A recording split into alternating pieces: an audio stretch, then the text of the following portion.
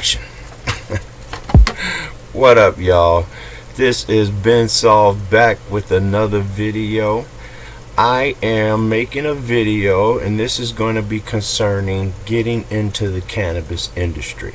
I'm going to give you the scouting report. But before I do that, I want to let you know, please subscribe to my channel.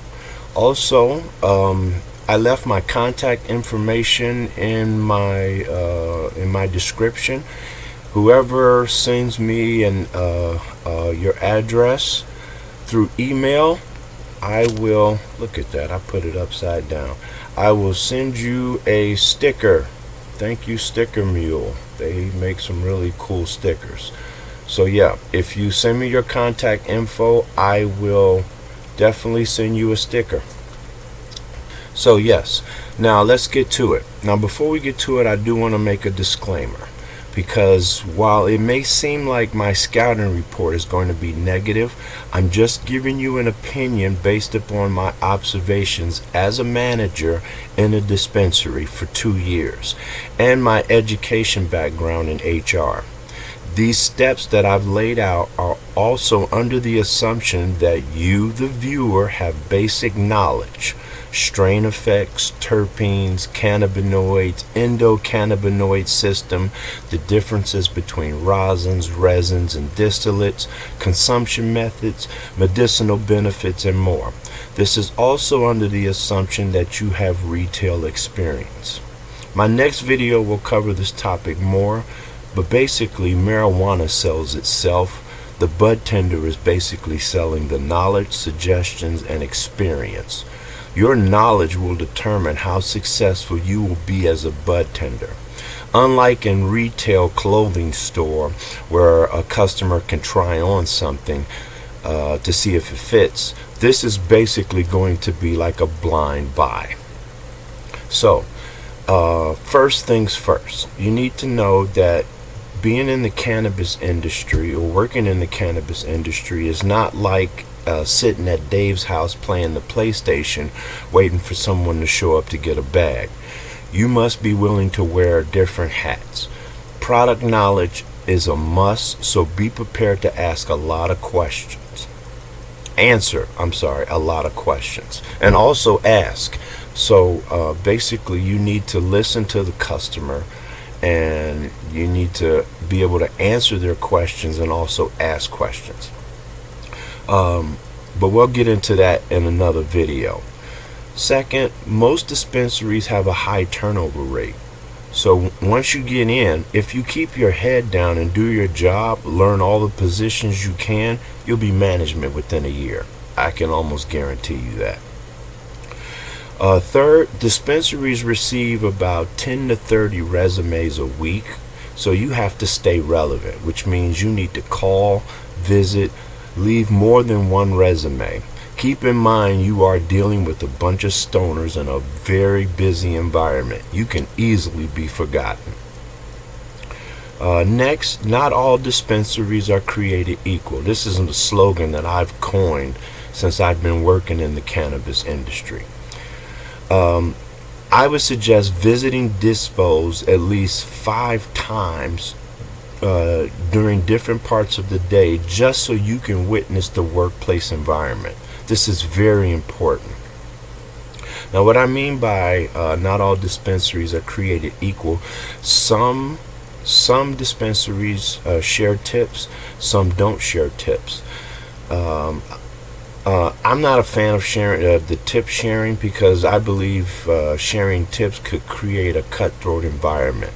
I was working for a dispensary where the bud tenders had to share tips with the admins, the people at the reception desk. Now, I'm kind of half and half on that, because basically the reception is just welcoming the customer. There's not really much interaction to it. So I'm kind of, and then the second thing is about sharing tips is that you'll get some bud tenders that'll like to disappear and won't do their job, and you'll look at the reports and they'll have 15 customers and you'll have like 30. That's not fair. So yes, but that, I'll get into that. That's a whole nother video. Keep in mind that this is a new industry. There is a little bit of disorganization, nepotism, favoritism, and the buddy system. Now, this could be a positive or negative depending on the environment.